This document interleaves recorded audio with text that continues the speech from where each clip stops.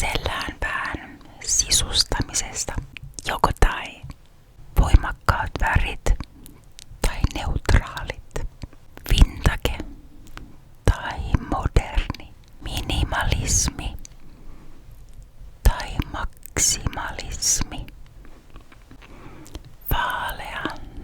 vai tumma, puu